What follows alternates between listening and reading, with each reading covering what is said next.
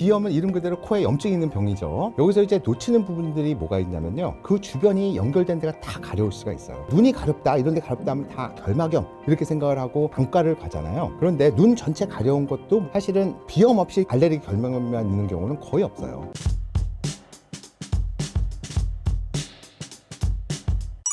비염은 어떤 질병이고 어떤 증상을 보이나요? 비염은 이름 그대로 코에 염증이 있는 병이죠. 그래서 이거에 이제 나오는 증상들이 뭐 너무나 상식적일 수 있지만, 이제 코 막힘, 그다음에 콧물, 재채기, 코가 가렵다, 이제 이런 것들이 대표적인 그런 증상이라고 보시면 되는데, 여기서 이제 놓치는 부분들이 뭐가 있냐면요, 그 주변이 연결된 데가 다 가려울 수가 있어요. 그래서 우선 가장 많이 가려운 데가 여기예요.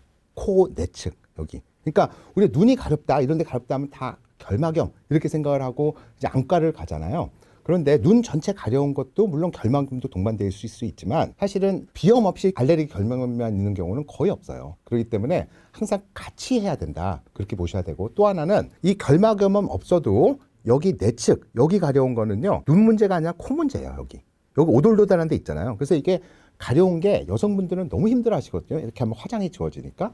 이거는 뭐냐면은 눈과 코가 연결되는 통로예요. 그래서 이 눈물이 계속 만들어지잖아요. 눈물의 대부분은 어디로 가냐면요, 코로 들어가요. 그래서 우리 울면은 눈물 콧물 다 흘린다 하는데, 그건 정확한 의미가 아니에요. 눈물 콧물 흘리는 게 아니라 눈물 흘리는 거예요. 왜?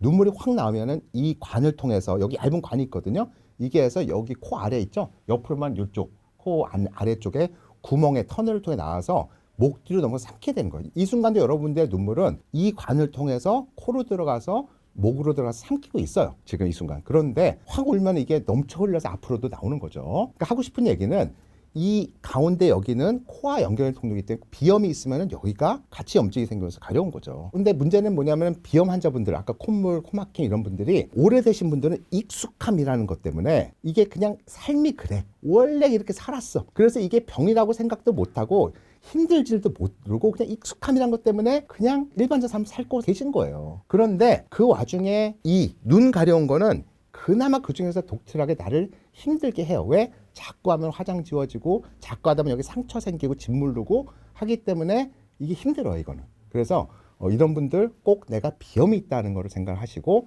코 치료를 하셔야 된다. 그럼 그 코 치료가 뭐냐? 오늘 제가 여러 번 말씀드리겠지만, 비강 분무, 코에 뿌리는 스테로이드예요. 이거를 매일매일 뿌리셔야지만 눈이 안 가려운 거예요. 그리고 신경도 연결되어 있기 때문에 코 비염하면 눈 전체 가려운 것도 굉장히 많이 없어집니다. 더 나아가서는 입천장이 가려워요. 그래서 목젖 있는 데 있잖아요. 특히 비염이나 이런 것들은 밤에 나빠지거든요, 자는 중에. 그렇기 때문에 자고 아침에 일어났을 때 너무 심한 분들은 막 입천장에 통증도 느끼고 가렵고 그런 경우도 있고요. 귀 가려운 것도 동반될 수 있어요. 왜? 귀랑 코는 연결되어 있기 때문에. 그래서 이런 여러 가지 입천장, 그 다음에 귀, 눈 가려움증까지 동반될 때, 코는 내가 오래돼서 본인이 비염인지도 모르고 사는 분도 있지만, 이런 것들을 근거로 내가 비염이 있다는 것을 깨닫고 부디 비염 치료를 하시라고 부탁을 드리고 싶습니다. 그 다음에 그 외에 비염 자체가 치료를 안 하시면요, 이게 축농증이죠, 부비동염, 이런 합병증, 또 천식, 이런 합병증도 생길 수가 있기 때문에 이게 단순하게 그냥 내 힘들지 않다고 냅두시면 안 되고 다 꼭 치료를 하셔야 되는 병이라고 생각을 해요. 비염 스테로이드 약의 부작용이 걱정되는데 괜찮은 걸까요? 자, 그래서 알레르기 비염 치료의 최고의 약 하면은 비강분무 스테로이드, 제가 이렇게 정의를 할 수 있어요. 저는 비강분무 스테로이드 전도사라고 스스로 얘기를 합니다. 자, 여러분들이 근데 여태까지 많은 알레르기 비염 환자분들이 치료하셨던 거는 크게 두 방향이라고 생각이 돼요. 하나는 그냥 오랫동안 익숙해서 증상이 있는지도 힘들지 않은데 왜 치료해서 그냥 아무것도 안 하고 그냥 그대로 살기. 두 번째로는 그냥 가끔 약국 가서 우리가 그냥 비염약들 있잖아요, 항히스타민제들, 먹었다 안 먹었다 먹으면 좀 그날 좋고, 그러다가 이것도 뭐 어차피 완치되는 것도 아니고 그냥 뭐 좀 심하지 않은데 그냥 살기. 이 두 가지가 대부분의 카테고리에 속해요. 그 다음에 그 와중에서도 일부 이제 그런 분들 중에 코가 너무 힘들어서 병원에 가시죠. 그러면은 알레르기 내과를 오실 수도 있고 이비인후과를 가실 수도 있고, 그럼 약을 받으면은 비강분무 스테로이드를 많이 주실 거예요. 근데 이 비강분무 스테로이드가 우리 모든 전 세계의 학회, 모든 연구 논문들, 모든 임상 지침들 다 해서 수년 전부터 교과서에 그냥 가장 매번 나오는 게, 이게 가장 효과가 좋다, 코 막히면 이게 제일 좋다, 안전하다, 이게 그냥 끊임없이 수년 동안 나옴에도 불구하고 이게 여러분들이 손에 딱 들어가는 순간 안 쓰게 돼요. 첫 번째로는 이게 오늘 썼을 때 효과가 없어요, 비강분무 스테로이드. 그러니까 코가 막히고 있을 때 우리 생각은 뭐예요? 뻥 뚫리길 기대하잖아요. 왜 약만 항히스타민 먹어도 콧물이 나오다가 한두 시간 있으면 훨씬 줄어들잖아요. 근데 얘는 칙칙 뿌리면은 그냥 주르륵 흐르고 하루 종일 지내다가도 아무 효과가 없어요, 얘가. 뭐야, 효과도 없네. 그래서 심한 날 속눈썹 치고 몇 번 쓰다가 한 며칠 있다가 좀 그나마 또 약도 먹고 하니까 괜찮아지면 또 안 쓰고. 그러다 몇 번 또 심할 때 쓰다가 효과 없을 또 재확인하고 그 다음에 괜찮으면 안 쓰다가 결국은 효과 없어요, 버리죠. 그 다음에 다음 병원에 가서 이거 준다고 그 약 필요 없어요, 효과 없어요 하고 먹는 약 바뀌어요. 이렇게 되는 게 안타까운 현실인데 이 비강봉 스테로이드는요, 이거는 오늘 쓴다고 효과 있지는 않지만 꾸준히 매일 썼을 때 누적 효과로 제일 비염에 효과가 좋은 약이고, 얘를 써야지 이 눈 가려움증, 귀 가려움증, 입장 가려움증도 없어지고 코막힘도 없어지고 코골이 수면무호흡증도 예방이 되고 모든 면의 근본 치료가 얘다, 이렇게 이해하시면 되는 거예요. 그래서 저는 이 부탁드리고 싶은 거는 이 비강봉 스테로이드를, 이 스테로이드 부작용이 없다는 건 조금 이따 말씀드릴게요. 근데 이 안전하다 이거를 전제로 깔고 얘 개념을 여러분들이 바꾸셔야 돼요. 그래서 이거를 세럼 에센스 토너 바르는 느낌, 얼굴에 영양크림 이런 거 바르는 느낌, 그 다음에 양치하는 느낌, 이 개념을 바꾸셔야 돼요. 그래서 제가 지금 신사임당 우리 구독자 여러분들께 한번 여쭤볼게요. 특히 여성분들께 한번 여쭤보도록 할게요. 지금 이거 보고 계신 여러분들은 얼굴에 단순하게 영양크림이든 아니면은 토너, 에센스, 세럼 이런 것들 평생 죽을 때까지, 그거 다 화학약품이잖아요. 평생 그 화학약품도 얼굴에 바르고 사실 건가요? 지금 얼굴에 트러블도 별로 없는데? 이 질문에 한번 고민을 한번 해보셨으면 좋겠어요. 그럼 답은 뭐예요? 하겠다. 맞잖아요. 왜? 바르는 거니까 뭐 화학약품이라도 부작용, 전신에 영향 주는 것도 없고, 첫 번째 피부를 100세까지 예쁘고 건강하고 탄력 있게 유지하고 싶은 거고, 트러블이 한번 생기면 어떻게 돼요? 여드름 나거나 그러면은, 그럼 여기가 흉터가 잡히고 거기가 수년 동안 빨갛게 흉터진 게 울퉁불퉁해지고, 또 얼굴은 염증이 계속 있으면 노화되고, 그러니까 염증 없이 트러블 없이 관리에 대해서 아무 증상도 없고 괜찮은데도 불구하고 열심히 관리를 하는 거잖아요. 평생 할 거 아니에요. 긍정적인 의미로 즐겁게. 마찬가지인 거예요. 이거를 여기에 대입을 하시라는 거예요. 그래서 양치질도 똑같은 거예요. 잇몸병 없잖아요, 지금. 근데 그 화학약품 많은 치약을 평생 양치를 하실 거예요? 이 질문을 한번 해보시라고요. 그러면은 양치질 잇몸병도 없어. 근데 왜 해? 이 이빨 100세까지 정말로 내가 고기 씹고 살고 싶고, 염증이 생길 때마다 어떻게 돼요? 잇몸은 망가지고 거기에 흉터 생기고 더 드러나고, 나중에는 안에 있는 신경까지 염증 생기면은 치통, 신경통까지 생기고 이빨도 쉽게 빠지고, 이러기 때문에 오늘 증상이 없어도 미래를 위해서 양치질 매일매일 평생 할 거 아니에요. 건강을 위해서. 그리고 어차피 먹는 게 아니고 씻어내고 여기다가 하고 거치니까 부작용도 없고. 마찬가지로 이 비강분무 스테로이드는 99% 안전하다는 걸 말씀드리는데, 얘네들은 내가 삼켜도 99% 이상 몸에서 분해돼서 없어지는 스테로이드예요. 안전한 스테로이드예요. 그러니까 다른 스테로이드는 달라요. 천식과 비염에 쓰는 스테로이드는. 그래서 이거는 어린애들, 미국 FDA에서는 만 2세부터 허가가 돼 있어요. 전신에 없기 때문에 그런 거죠. 그 다음에 코가 망가진다, 코에 구멍 뚫려, 이런 막 이상한 낭설이 있는데, 염증이 있으면요, 피부에 염증이 있다 봐요. 아토피병 환자들. 노화돼서 두꺼워지고 색깔도 거무죽죽해지고 까칠까칠해지면서 점점 두꺼워져서 흉터 생겨서 나중에 코끼리 가죽처럼 되잖아요. 노화도 빨리 오고. 그거 평생 어떻게 해도 해결이 안 되거든요. 근데 코 점막이 똑같이 된단 말이에요. 점점점 두꺼워지고 딱딱해지고 점점 노화가 돼서 이게 촉촉한 그게 없이 나중에 이렇게 두꺼워지기 때문에 뭔 짓을 해도 해결이 안 돼요. 그때는 수술로 이 두꺼워진 거 긁어내서 잘라낼 수밖에 없다는 거예요. 비염 수술에서. 그렇기 때문에 그렇게 되기 전에 어릴 때, 젊을 때부터 이 스테로이드를 뿌리면요, 염증이 없어요. 염증이 없으면 흉터도 없고 노화도 없고 거기가 딱딱해지는 것도 없고 두꺼워지는 거 없고 촉촉한 건강 전망을 유지해 준다는 거예요. 그래서 이게 얼굴에 바르는 영양크림, 세럼, 토너, 에센스, 이거 같은 개념으로 하라. 그럼 이거 평생 해야 되느냐? 아니, 뭐 평생 할 필요 없어요. 여러분들이 알레르기 병 없어지는 경우도 많아요, 살다 보면. 그렇지만 있으면은 하는 거고, 저는 평생 있거든요. 어릴 때부터. 지금도 있어요. 저는 평생 쓰는 거예요. 왜? 내 건강을 위해서, 부정적인 의미가 아니라 건강을 위해서 쓰는 거죠. 부작용도 없고. 그래서 이거를 평생이라는 말을 정말로 부정적인 의미로 받아들이지 마시고, 내 건강을 위해서 내가 의도적으로 이거를 열심히 하겠다. 언젠가 또 없어지면 안 해도 되는 거죠. 좀 이게 자유로운 마음으로 꾸준히 뿌리시길 바랍니다. 요거를 여러분들에게 꼭 말씀을 드리고 싶은 거죠. 그래서 요약하자면은 비강분 스테로이드는요, 전 세계에서 모든 논문에서 인정하는 가장 코막힘, 비염 여러 가지 증상에 효과적인 약이에요. 두 번째, 얘는 오늘 써서 효과가 없지만 꾸준히 누적해서 썼을 때 1주, 2주, 3주 시간이 지나면서 그 진정한 효과가 나타나고 모든 증상이 좋아져요. 그 다음에 세 번째, 얘는 평생을 써도 안전한 스테로이드예요. 오히려 안 쓸 때보다 코를 더 건강하게 유지시켜주는 거예요. 그렇기 때문에 이런 것들에 대해서 여러분이 제대로 오해를 갖지 마시고 꾸준히 해야 되는, 이거는 처방을 받아야 되는 약입니다. 여러분이 약국서 사는 약이 아닌 거예요. 반드시 알레르기 내과나 이비인후과 가셔서 전문의 선생에게 처방을 받아야 되는 약입니다. 한 달에 한 번 가셔서 받으시면 한 달 동안 쓸 수 있기 때문에 약값도 싸요. 너무너무 좋은 약이고요. 그래서 약국서 일반적으로 일반 약, 처방도 없이 사는 약은 우리가 코를 뻥 뚫어주는 항우려제예요. 그래서 우리 많은 분들이 이걸 좋아합니다. 그래서 오트리빈, 화이투벤 등등등 여러 가지 많은 약들이 있는데, 이거는 혈관을 확 쭈그러뜨려주는 교감신경 흥분제예요. 그러니까 혈관을 수축시켜 주니까 부어있던 점막이 쪼그라들면서 코가 뻥 뚫려주죠. 시원해지죠. 그래서 이런 약인데, 이런 약들은 아까 말한 비강부 스테로이드와는 완전히 차원이 다른 약이다.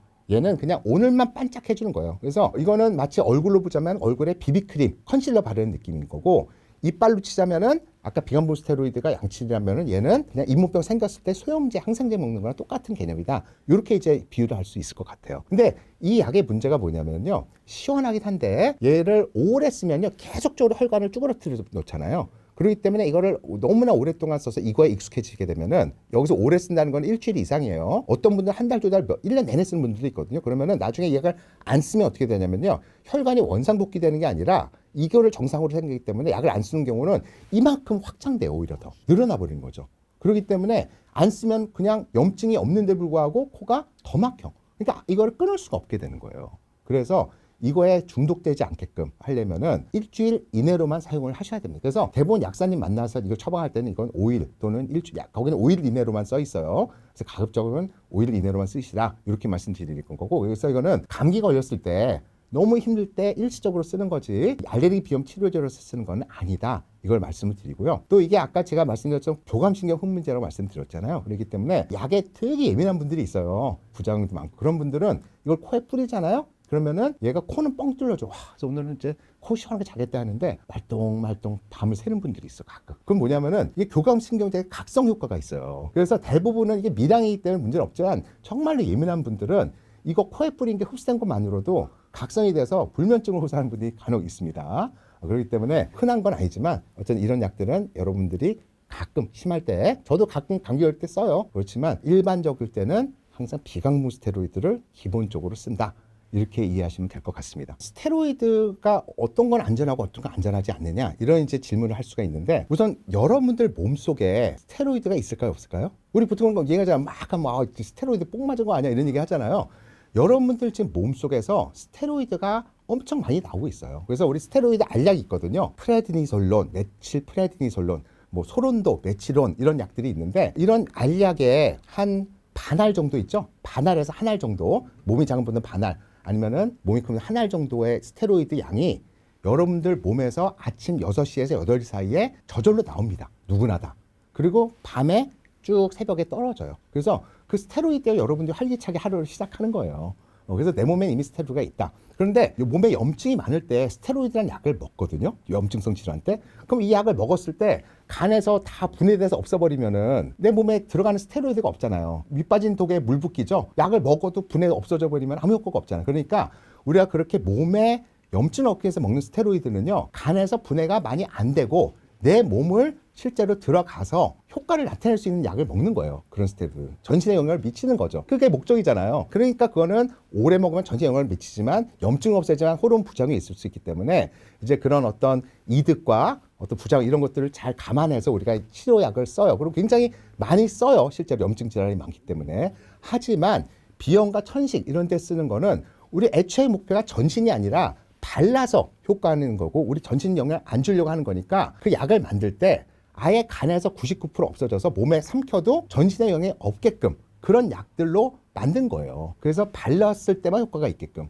그렇기 때문에 제가 이건 다른 스테로이드와 이건 애초에 목표도 다르고 국소용이기 때문에 안전하다. 그리고 그 양도 우리가 먹을 때는 우리가 알약 하나가 보통 5mg이거든요. 그래서 아까 제가 내 몸에서 스테로이드 프레드니솔론 기준 한 2.5mg에서 5mg 정도의 스테로이드 내 몸에서 만들어진다 말씀드렸는데, 이 코에 뿌리는 거나 흡입하는 스테로이드는요 마이크로그램 단위예요. 그러니까 설사 그게 몸에 영향을 끼친다 하더라도 정말로 거기에 영향이 없고, 그리고 그거 자체도 어쨌든 분해 없어지는 거기 때문에 여러분들이 장기적으로 쓸 때 걱정 안 하셔도 된다. 소아애들 걱정 안 하셔도 된다. 강조를 드리는 이유가 바로 이런 과학적 근거가 있기 때문입니다. 항히스타민제도 좋다던데 그것도 사용해도 될까요?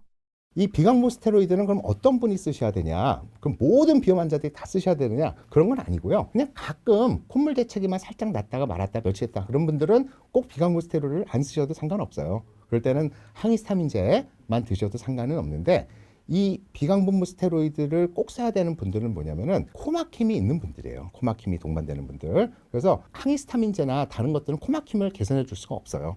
오직 비강본 스테로이드만 코막힘을 개선할 수 있습니다. 그런데 이제 안타까운 거는 본인이 코가 막혔다라는 거를 또 모르기 때문에 약을 안 찾게 되는 거죠. 그래서 제가 아는 친한 형인데 코골이가 너무 심해요. 그래갖고 이제 형수가 너무 코골이가 심하다. 숨도 안 쉬는 것 같다. 그래서 형 비염 있어? 그랬더니 없대요. 그래서 한번 해봐 그랬더니 숨이 아예 들어가질 않아. 그냥 이 막힌 채로 그냥 10년, 20년 살았는데 막힌지도 모르고 자기는 나 막힌지 몰랐어. 이러는 거죠. 이런 분들은 무조건 비강본 스테로이드를 써야 돼요. 또는 알레르기 검사를 해봤더니 진먼지 진드기 알레르기가 있다. 이건 1년 내내 집에 있거든요. 또는 고양이 개를 키우는데 고양이ಗೆ 알레르기가 있다. 이런 분들. 또는 한절기 꽃가루 있잖아요. 그런 분들은 그때 심하지 않은 분들은 아까 얘기한 가끔 콧물 재채기 상관없지만 그 몇 주 동안은 너무 심할 때가 자주 왔다 갔다 할 때는 그 3개월, 6개월 동안은 꼭 비강본 스테로이드를 뿌려주셔야지 모든 증상이 더 예방이 된다. 이렇게 볼 수 있습니다. 그래서 요약하자면 비강본 스테로이드는 저는 모든 알레르기 비염 환자가 안전히 쓸 수 있는 거지만 그중에 특히 코가 막히거나 또는 환절기나 이럴 때 어떤 1년 중에 시즌 때 몇 주는 굉장히 심한 증상들이 나왔다 안 나왔다 한다. 그런 분들은 그 기간에는 무조건 쓰시라. 그리고 이 효과는 꾸준히 누적해서 썼을 때 한 2, 3주 있다가 최대 효과가 나오기 때문에 이거를 그날 바로 효과를 해서 쓰는 건 아니고 그 어떤 특정 기간 1년, 2년, 1년 몇 달 이렇게 긴 안목을 갖고 쓰셔야 된다라고 추천해 드릴 수 있을 것 같습니다. 그래서 이제 항히스타민제 알레르기 비염 콧물 재채기 두드러기 가려움 중에 아주 많이 쓰는 약인데요. 이게 크게는 1세대가 있고 2세대가 있어요. 1세대는 졸렸고 입 마르고 이런 거고 2세대가 이제 졸렵지 않은 그런 약이라고 보시면 되는데 이제 1세대는 주로 감기에 효과가 좋아서 감기 때 많이 써요. 왜? 콧물 가래도 싹 말려 주잖아요. 근데 오래 쓰면은 부작용이 많거든요. 1세대 항히스타민제를 종합감기약이나 많이 쓰는데 얘를 오래 쓰면은요 치매 위험도 높아지고 그 다음에 소변이 잘 안 나와요. 특히 전립선 비대증 있는 분들은 감기약 먹으면 소변 잘 안 나오는 분들 많이 있어요, 어르신들. 그 다음에 이게 약간의 그 발기부전도 약간 일으킬 수도 있고 변비도 일으킬 수 있고 어지럽고 졸렸고 뭐 여러 가지 좋지가 않습니다. 그래서 1세대 항히스타민제는 감기 때 짧게 쓰는 건 좋지만 뭐 알레르기 비염 환자 1년 내내 쓰고 그런 거는 절대로 안 된다. 삶의 질이 더 떨어져요. 이런 경우는. 학생들은 더 공부도 못하게 되고 뇌 기능이 떨어지기 때문에 무조건 졸리지 않은 2세대 항히스타민제를 쓰는 게 맞습니다. 알레르기 비염이나 두드러기 환자는 효과도 더 좋고 그래요. 안전하고. 그럼 2세대 항히스타민제는 종류가 굉장히 많은데 제가 이제 여러분들이 약국에서 살 수 있는 약의 대표적인 성분이 뭐냐면 하나는 세티리진이에요. 염산 세티리진. 이렇게 되어 있고요. 지르텍이라는 약이 대표적인 약이에요. 그 다음에 또 하나는 팩소페나딘이에요. 팩소페나딘. 요거는 알레그라라는 약으로 대표되는 약이고 이 두 가지가 이제 가장 여러분께 추천해드리는 일반 약국에서 살 수 있는 2세대 항히스타민제다. 그렇게 볼 수 있겠고요. 아마 이 세티리진이 제일 많이 팔아요. 요게. 그래서 여러 상품들이 있는데 요거가 이제 좋은 이유는 뭐 이게 소화 실험용으로도 있고 그다음에 이게 임산부가 먹어도 안전한 약이에요. 이거는. 그래서 임산부들 콧물 재채기 있을 때 가임 여성기도 먹을 수 있기 때문에 그런데 얘는 10명 중에 1명 정도 졸릴 수 있거든요. 그렇기 때문에 이게 졸릴 때는 이제 이 팩소페나딘이라는 약을 드시면 돼요. 그래서 이 팩소페나딘은 100명 중에 한두 명 졸려요. 그러니까 제일 안 좋은 약. 그래서 저는 학생들에게 무조건 팩소페나딘만 줘요. 그리고 또 하나는 팩소페나딘은 간에서 대사가 안 돼요. 그래서 간 기능이 나쁜 분도 먹어도 되고 개인적으로는 이렇게 제가 의사로서 할 말은 아니지만 술 한잔 하실 때도 팩소페나딘은 사실 별 문제 없이 먹어도 돼요. 그래서 기본적으로 저는 이제 팩소페나딘을 제일 졸리지 않은 약으로 추천을 해드립니다. 이 두 가지 상황 맞게 드시면 되고 세트리진도 졸리지 않은 분들은 어떤 걸 드셔도 상관없습니다. 그리고 비염이 심할 때는 이거 무조건 한 알로 되어 있거든요. 근데 저희 두드러기나 이럴 때 심할 때는 하루에 4알 먹어요. 이런 거. 안전해요. 그렇기 때문에 비염 때도 심할 때는 항히스타민제를 2번 먹어도 된다. 이런 약들. 하루에 한 번으로 꼭 규정화시킬 필요는 없다. 그렇지만 많은 분들이 이렇게 해요. 항히스타민제를 먹으면서 코에 뿌리는 거는 비강본 스테로이드 심할 때만 썼다 말았다 안 쓰고 이렇게 되는데 그게 아니라 이런 비염이 오랫동안 지속되면 심한 분들은 코를 열심히 비강본 스테로이드 열심히 뿌리면서 항히스타민제가 아예 쓸 일이 없게끔 요즘 항히스타민제 먹을 일이 없어. 이렇게 만드는 게 더 건강한 치료인 거예요. 피부 관리 열심히 잘해서 요즘 비비크림 별로 안 받아도 돼. 이런 느낌. 양치를 열심히 잘해서 야, 요즘 잇몸병으로 소염진통제, 항생제 먹을 일이 한 번도 없었어. 이게 제대로 된 치료다. 그렇지만 그 와중에서도 증상이 있을 때는 이런 약국에서 세트리진, 팩소페나딜을 드시면 된다. 그렇게 추천해 드릴 수 있습니다. 비염 증상이 있을 때 대처하는 코 세척 방법이 있을까요? 알레르기 비염 치료의 약은 약대로 됐고요. 그다음에 이제 국소적인 우리가 이제 치료가 있는데, 만약에 코에 막 정말 끈적한 코가 많이 나와요. 앞으로 나오고 목 뒤로도 나와서 기침가래도 유발하고, 또 코타지 피딱지가 많이 끼고 막 상처도 생기고 이럴 수 있잖아요. 이럴 때 이제 유용하게 쓸 수 있는 두 가지 방법이 있어요. 하나는 식염수 코세척이라는 게 있어요. 전통적인 방법이겠고, 또 하나는 코 안에다가 면봉으로 항생제 연고를 바르는 방법, 이 두 가지를 소개시켜 드리겠습니다. 자, 그래서 첫 번째는 식염수 코세척이에요. 그래서 이 식염수 코세척은 미국 FDA에서도 안전하다고 얘기를 해준 그런 거고, 역사가 굉장히 깊어요. 수천 년 전부터 인간들이 해왔던 거고요. 우리나라에서 보통은 예전에 많이 쓰던 방식은 주사기 있죠? 주사기에다가 식염수에서 이렇게 짜내는 방법을 많이 썼는데, 이거는 우선은 이 코 안에 이 동굴들이 있는데, 이 안에 머그잔이 한 잔이 들어갈 정도로 굉장히 넓은 공간이 있어요. 근데 50cc 주사기로 하면 그걸 못 채워요. 그렇기 때문에 가급적이면은 한 200cc 정도 양이 많은 이런 물통이 있습니다. 짜서 쓰는 거. 그런 통을 쓰는 게 효과가 훨씬 좋다라고 많은 의학적 논문에서 얘기를 하고 있습니다. 그래서 양이 많으면 많을수록 효과가 더 좋다. 요게 이제 의학적 근거가 될 수 있겠고요. 그다음에 또 하나는 식염수를 쓰실 때 일반적으로 그럼 주겸 아니면 뭐 이게 좋은 뭐 어디에서 나온 좋은 천일염이야 아니면 이게 뭐 몇 도에서 구운 훨씬 염증에 좋겠지, 그거는 그냥 입 헹구실 때 쓰시고요. 코 세척할 때는요, 거기에는 이물질이 많이 있어요. 그러니까 미네랄이 많다고 좋은 게 미네랄에 많은 그런 이물질이 섞여 있다는 거죠. 그다음에 일반적으로 요리에 쓰는 소금 같은 경우는요, 그게 습기 있을 때 뭉치면은 못 뿌리잖아요. 그러니까 이게 습기 때 뭉치지 말라고 첨가물들이 들어가요. 요오드도 들어가고. 그래서 그게 뭐 나쁘다는 건 아니지만, 이왕이면은 점막에 닿는 거기 때문에 아예 순수한 소금만 쓰자. 그런 첨가물 없이. 그래서 완전히 이거를 정제 소금이라고 얘기를 하거든요. 그래서 그렇게 회사에서 식염코세 할 때 파는 그 소금 포들이 있습니다. 이게 완전 순수한 정제 소금, 아무 이물질 없는 것들만 쓰는 거고, 또 그 한 푸서 쓰면은 집에서 쉽게 만들 수 있기 때문에 저는 그냥 식염수 코세척 전용 통과 소금포를 사서 쓰시라. 이게 더 싸다. 그럼 식염수 사서 쓰면 안 되느냐? 그래도 되는데 그 무거운 거 들고 오기도 힘들고 오히려 단가가 더 비쌀 수가 있어요. 그래서 그냥 이게 더 단가도 싸고 여러분들이 이동할 때 회사에서 집에서 언제든지 쓸 수 있기 때문에 그런 걸 사서 쓰시는 게 더 좋다고 생각을 합니다. 이제 하는 방법. 자, 그래서 보통 이제 이런 통이 있거든요. 그래서 여기다가 이제 이렇게 소금포가 있어요. 소금포 이런 것들을 여기다가 넣어서 녹여서 이제 쓰시면 되겠고, 어떤 물을 쓰시면 되냐면은 생수 있죠? 생수나 정수기 물 쓰셔도 됩니다. 또는 물을 끓였다가 식혀서 써도 되고요. 그냥 수돗물 쓰시면은요, 약간 자극이 될 수 있어요. 염소가 들어있기 때문에. 그래서 더 찌행할 수 있기 때문에 가급적이면은 정수기, 생수 또는 끓였다 식힌 물을 쓰시라 말씀드릴 수 있고, 소금포를 넣고 이게 만약에 미지근하지 않다 그러면은 그냥 전자레인지에 요거 뚜껑 없이 한 30초 정도 데폈다가 쓰시면은 알맞은 온도로 쓸 수 있습니다. 자, 그 다음에 이제 잘 흔들어서 물을 넣고 요걸 뚜껑을 닫고, 그다음에 이제 잘 흔들어서 소금을 녹은 걸 확인하고 하셔야죠. 넣고 나서 바로 하시면 소금 녹지 않은 상태면 소금만 들어갈 수가 있어요. 이렇게 하시면 되고, 할 때는 이제 고개를 완전히 숙이고 이렇게 하시면 되는데, 이걸 하실 때 많은 분들이 이제 그런 걸 궁금해하세요. 이거를 고개를 들고 하냐 숙이고 하냐, 고개를 숙일 때 이렇게 하느냐 이렇게 하느냐, 사실 상관은 없어요. 그냥 하는 게 중요하지 어떻게 하든 상관없습니다, 여러분. 그게 중요하지 않아요. 근데 이제 제일 좋은 방법은요, 왼쪽 코를 할 때는 이게 요쪽과 요쪽 부비동에 들어가는 게 좋거든요. 그럴 때 중력을 그쪽을 아래로 하는 게 좋죠. 그러니까 이게 요쪽을 할 때는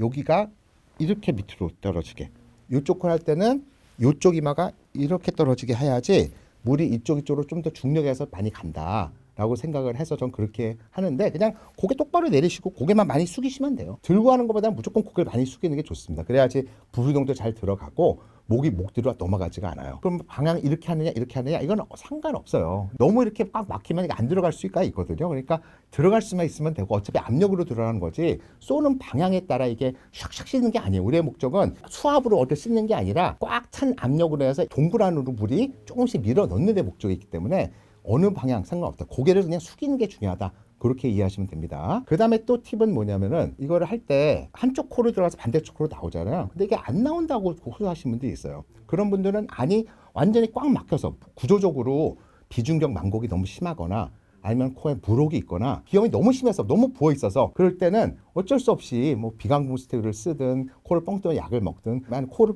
뻥 뚫어주는 오트리빈 이런 거 있잖아요. 그럼 뿌린 다음에 하시면 좀 더 잘 될 수는 있다. 그러니까 너무 심할 때는 역시 물이 아예 들어가지도 않는다. 그만큼 심하다 이렇게 이해하시면 되겠고, 또 하나는 이걸 할 때 이제 완전히 그 목으로 넘어가지 않으려고 숨찬지 역을 힘주고 하신 분들이 있거든요. 그러면은 코 안에 이제 인후 그 입천장하는 데가 꽉 조여지면서 이 두 개 연결 통로까지도 꽉 좋아지는 경우가 있어요. 그러면 이제 한쪽으로 하면 안 나오는 경우가 있거든요. 그러니까 그런 분들은 힘을 좀 빼시고 그다음에 목으로 넘어가면 안 되니까 소리를 이렇게 두성 있잖아요. 아 또는 이 이렇게 소리를 내면서 하면 여기가 뚫리거든요. 그 상태에서 고개를 숙여서 넘어가지 않게끔 하면서 하면 이게 한쪽으로 가서 반대쪽으로 나가는 게 좀 더 잘 될 수 있습니다. 그래서 고개를 숙이고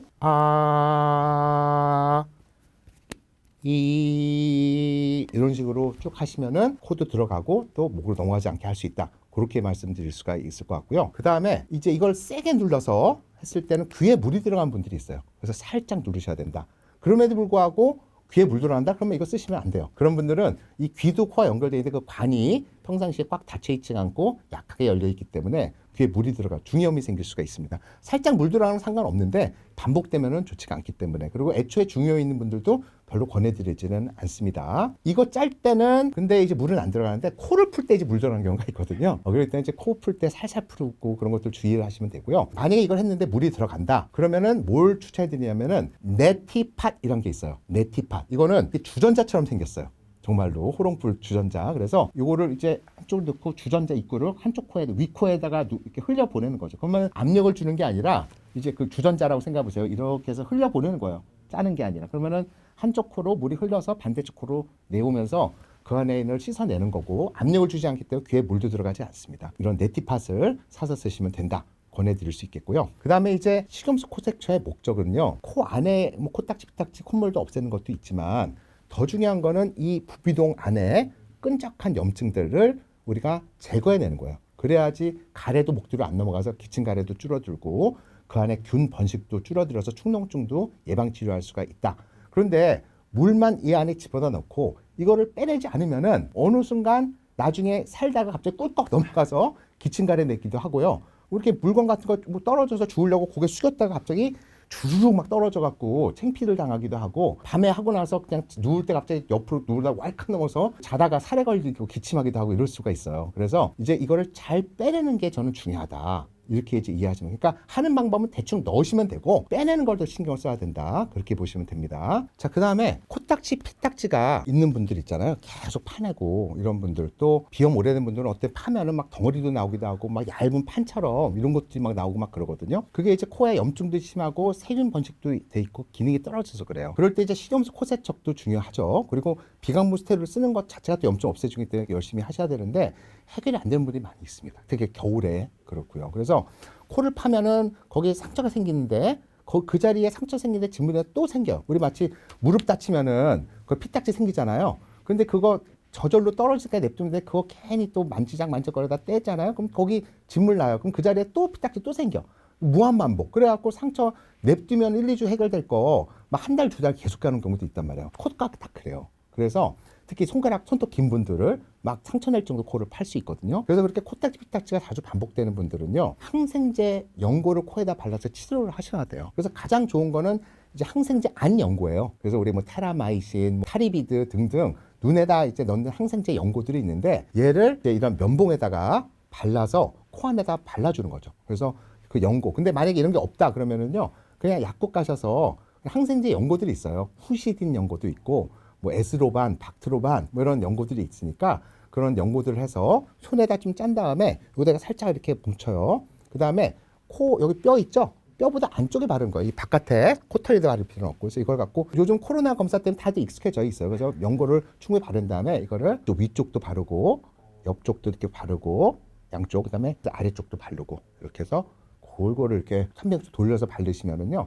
처음에 바르면 이 안에 막 피도 나오고 막 엄청나게 피가 더 나온다 이렇게 할 수 있는데, 그거를 아침 저녁 해서 3일만 딱 해보시잖아요. 그러면은 진짜 한두 달 고생했던 코딱지, 피딱지 막 그런 것들, 코 아픔, 건조함 싹 나요. 그렇기 때문에 코가 막고 찐하고 아프고 그런 분들은 꼭 이렇게 항생제 연고를 한 5일 정도 발라보시면 거의 완치가 됩니다. 그렇게 한 다음에 또 그냥 코 열심히 비강 부스테를 뿌리다가 코 세척도 또 하시고 하다가 또 다시 그런 게 생긴다? 그럼 항생 연고 한 3일에서 5일 받으시면은 그런 것들 해결할 수가 있어요. 코에 그런 균이 자라서 피딱지 코딱지도 생기고 코에 자꾸 통증도 생기고 이런 분들이 있는데 그런 분들 부디 식염수 코 세척과 필요할 때는 항생제 연고를 코 안에 발라서 치료를 잘 하시길 바라겠습니다. 그 다음에 이제 마지막으로 비강공부 스테로이드 쓰는 법을 알려드릴게요. 그래서 이런 스프레이는 이렇게 뿌리면 이렇게 쫙 나오는 게 있고 또 어떤 건 좀 더 부드럽게 나오는 그런 약들도 있는데 어떤 제품을 써도 상관없습니다.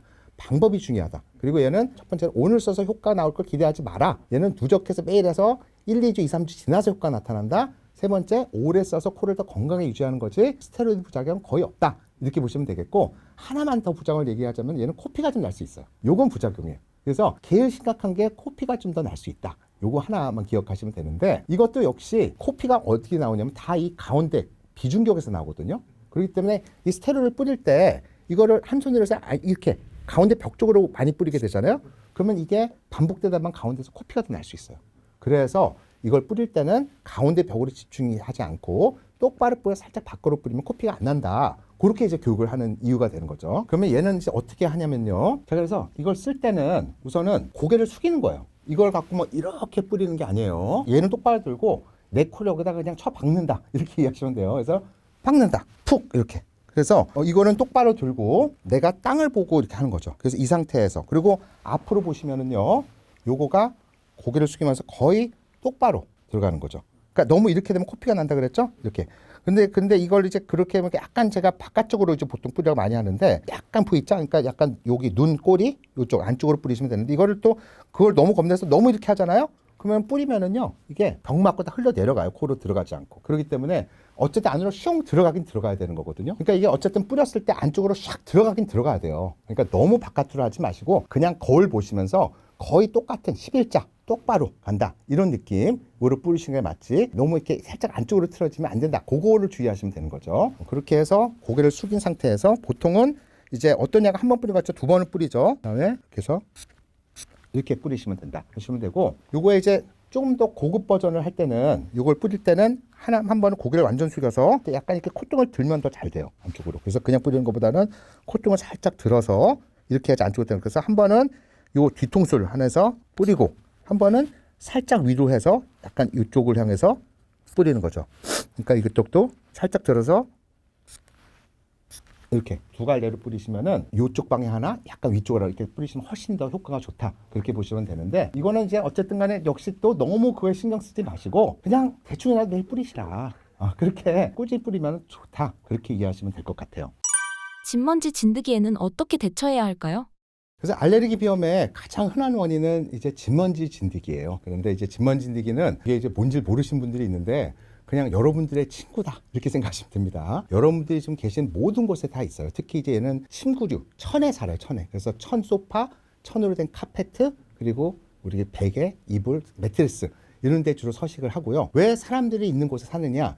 얘 먹이가 동물의 비듬이에요. 피부 각질 떨어지잖아요. 그거가 얘네들의 먹이가 되는 거죠. 그래서 사람이나 동물이 있는 곳에 좀 서식할 수 있는 그런 천이나 이런 것들이 있는데 드글드글하게 산다. 그렇게 보시면 될 것 같아요. 그래서 개고양이가 있는 집에는 진먼지 진드기도 더 많아요. 왜? 동물들이 막 이러서 먹이가 더 많아지기 때문에 그렇다. 그렇게 보시면 될 것 같습니다. 그래서 이제 진먼지들이 관리 팁에 대해서 알려드릴게요. 진먼지들기는 우선 크기가 한 0.3mm 정도 돼요. 얘가 이제 1mm 자 있잖아요. 그러니까 1mm 거기에 3분의 1, 4분의 1 된다. 그러니까 굳이 진먼지를 모아놓고 있으면은 쪼글쪼글 움직이는 게 눈에 보일 수는 있어요. 그렇지만 여러분들이 침대를 찾았다 보면은 찾기는 쉽지는 않죠. 안에 숨어서 살기 때문에. 그럼 얘네들 자체가 살아있을 때 병을 일으키는 건 아니고요. 얘네들이 이제 죽잖아요. 그러면은 얘네들이 이제 말라서 이제 곤충같이 바삭바삭 거리다가 가루가 되겠죠. 찌그러지고 깨지고 이러다 보면. 그러면 걔네들이 결국 공중으로 떠오르는 그 크기가 한 뭐 10마이크로미터 또는 그 이하. 우리 그 미세먼지 있잖아요. PM10, 뭐 PM0, 2.5 이렇게 되잖아요. 걔네들이 한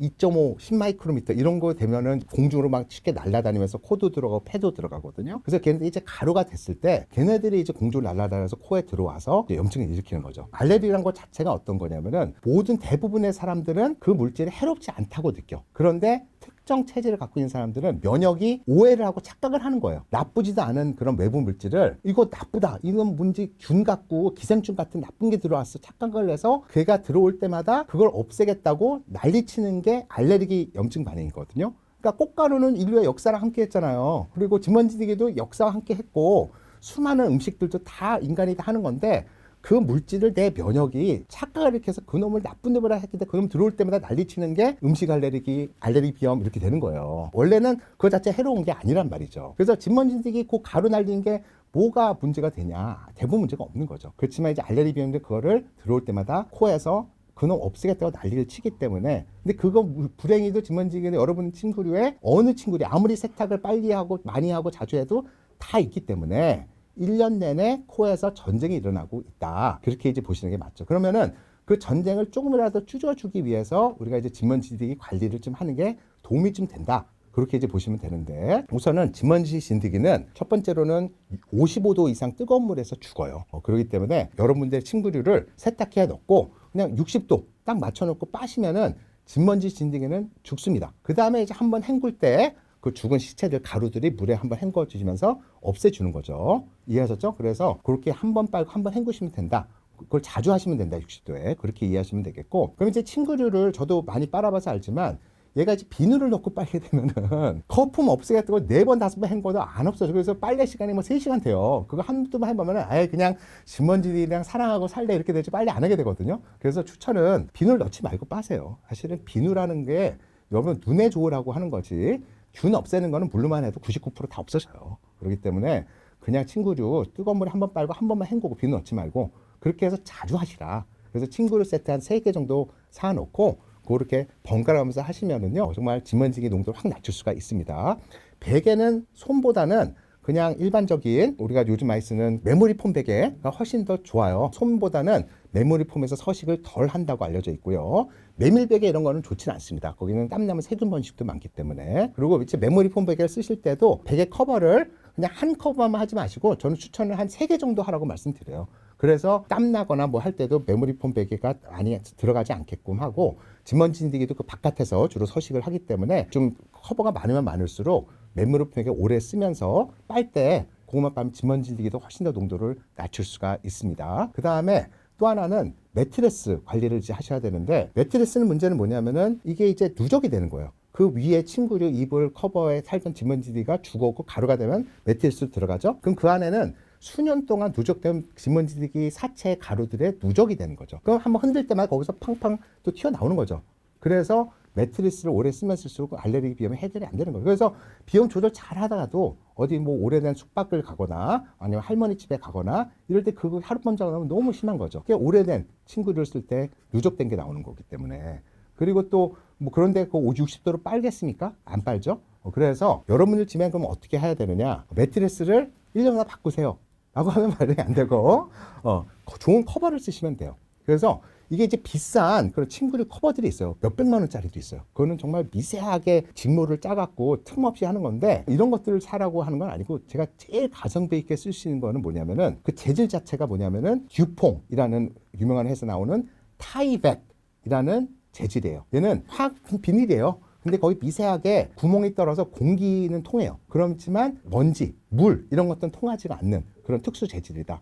그래서 듀퐁 타이백 재질로 만든 매트리스 커버를 우리나라 많은 중소기업에서 만들어요. 그것만 수입해서 원단을. 그래서 여러분들 그냥 듀퐁 타이백 매트리스 커버 찾으시면 맞고 거기에 맞춰서 여러 매트리스 커버 사이즈 맞게 사시면 되는데 위에만 덮는 게 있고 360도 지퍼로 싸는 게 있어요. 당연히 360도 싸서 지퍼로 완전히 밀폐하는 지퍼형을 사는 게 좋고 제가 몇 년 전은 전 사서 쓰는데 저는 그때 한 6만 원, 5, 6만 원 주고 샀어요. 크기별로 차이가 나고요. 그래서 전 그거를 한 3, 4년 쓰고 그다음에 또 새 걸로 바꾸고 왜냐면 그것도 약간 천이 닳거든요. 그렇게 해서 쓰고 있습니다. 이걸 쓰면요. 여러분 쓰고 이제 매트리스도 오래 쓰고요. 특히 어린이 키우는 분들 있잖아요. 오줌 싸도 오줌에 안 들어가요. 물 엎질러도 안 들어가 방수. 그래서 매트리스 자체도 냄새 없이 오래 쓸 수 있기 때문에 꼭 알레르기 비염 없더라도 저는 이걸 쓰는 거를 추천을 해드립니다. 이제 마지막으로 진공청소기죠. 진공청소기 요즘 나오는 것들은 다 좋은 거를 쓰기 때문에 문제는 없어요. 청소를 하다 보면은 그 안에 먼지가 누적되잖아요. 그러니까 극단적으로 옛날 얘기를 할게요. 옛날에는 이런 진먼지 집진기 할 때 이 종이로 된 필터를 썼어요.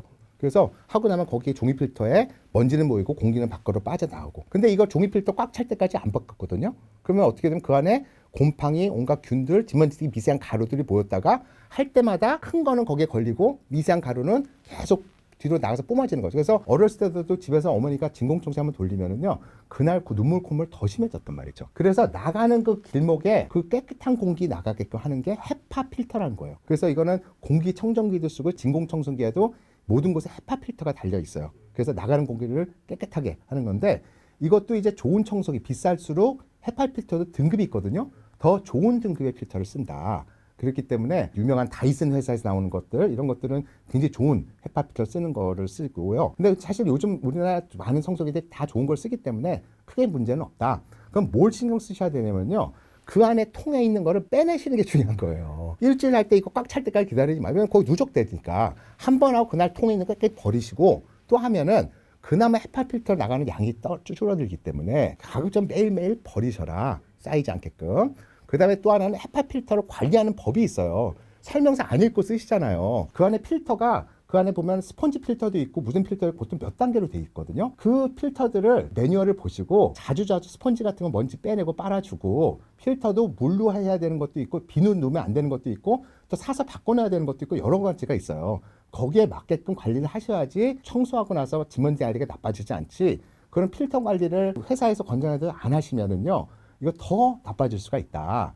그 얘기를 드리고 싶고요. 그 다음에 공기청정기 같은 경우는요, 사실은 비용 대비 큰 효과가 많지는 않지만 있는 분들은 좀 도움이 되죠. 특히 뭐 꽃가루든 개고양이 키우신 분들 좀 도움은 됩니다. 자, 그래서 제가 지금 말씀드린 것들, 침구류 관리하기, 뜨거운 물에 빨고 매트리스 좋은 커버하기, 두 번째로는 진공청소기, 좋은 헤파 필터 있는 거, 그러면서 안에 그 먼지들 매번 하고 나서 버리기, 그 다음에는 공기청정기, 이런 것들을 이제 여러 가지 말씀드렸는데 하나하나가 의학적 근거로는 아주 큰 효과가 있지는 않아요, 불행히도. 왜냐하면은 진먼지기를 100인 거를 10으로 줄여도 10 자체만으로도 알레르기 비염을 계속 일으키기 때문인 거죠. 그래서 현재 논문의 근거는 어떻게 되냐면 하나하나는 큰 효과는 없지만 침구류도 관리하고 헤파 필터도 쓰는 좋은 공기청정기, 공기청정기 쓰고 모든 것들을 동시에 할 때 그나마 도움이 같이 된다. 이렇게 되어 있기 때문에 진먼지 알레르기 있는 분들은 하나에만 너무나 집중하지 마시고 복합적인 걸 골치해서 하시면 조금 더 좋아진다. 그렇지만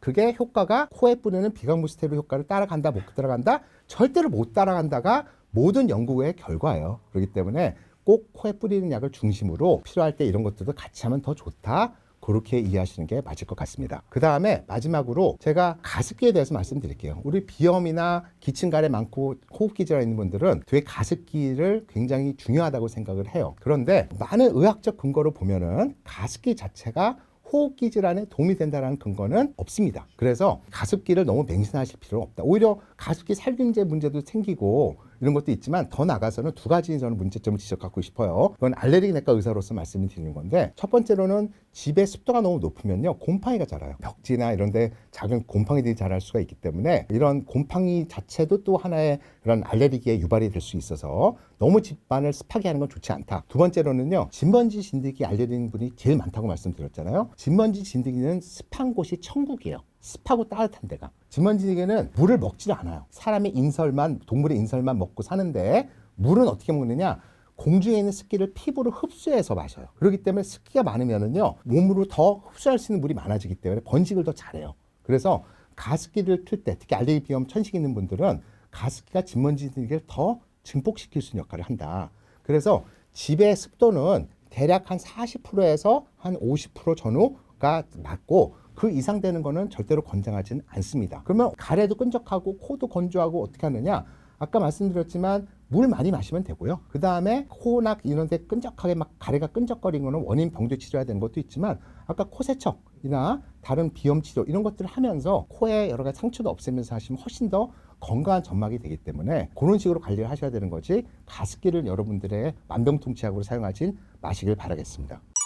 비염 환자분들께 드리는 당부의 말씀이 있나요?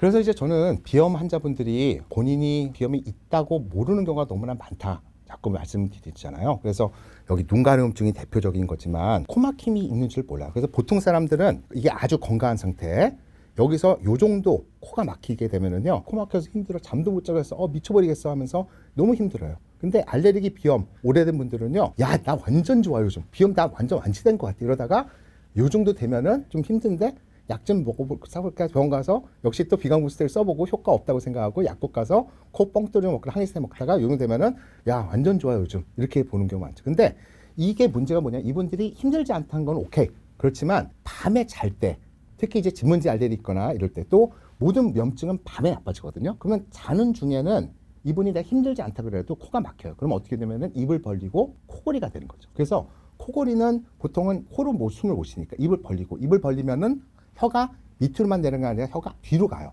이렇게 되기 때문에. 그래서 혀가 목 뒤로 더 붙으면서 혀가 숨통을 막기 때문에 숨을 못 쉬게 되는 거죠. 그래서 이 상태로 혀를 뒤로 당겨 보세요. 이렇게 코로 숨 쉴 수 있는데 입을 최대한 벌리고 혀를 당기면은 이렇게 혀가 목공을 막게 되는 거죠. 그렇기 때문에 코를 안 막히게끔 하는 게 코골이와 수면무호흡 중에 굉장히 중요하다. 이 얘기를 하고 싶은 거죠. 그래서 그럼 왜 이걸 해야 되느냐? 우선 첫 번째로는 많다. 여기부터 시작을 해볼게요. 알레르기 비염 환자들은요, 코막힘 때문에 코골이의 위험이 많게는 10배 가까이 높아진다고 되어 있고요. 특히 수면무호흡증의 위험도 8배까지 높아진다고 되어 있어요. 그래서 이런 것들이 만성 불면증이라든지 수면장애에 굉장히 많은 영향을 끼칩니다. 그래서 봄철만 알레르기 비염 있는 환자분들의 수면을 연구를 한 연구에는요, 겨울 수면 상태 너무 좋아요. 그런데 봄에는 수면 무호흡증, 산소 포화도 다 떨어지고요. 여름, 가을 좋아요. 이게 증명을 해주는 거죠.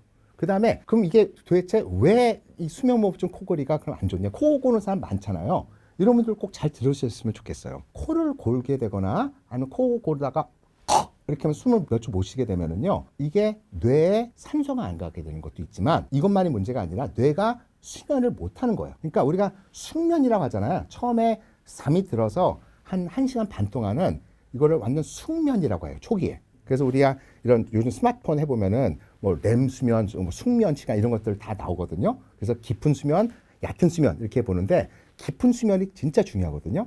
근데 그 깊은 수면 때 이걸 하다가 이렇게 이걸 한번 하면은요, 눈은 뜨지 않지만 뇌는 깨버리는 거예요. 이걸 미세각성이라고 합니다. 그래서 실제로 이런 알레르기 비염 환자들에게 이렇게 코골이, 수면무호흡증 있는 걸 측정을 할 때마다 뇌파를 보면요, 뇌는 수면 상태에서 갑자기 찌직해서 뇌파가 완전히 그냥 깨버리는 거예요.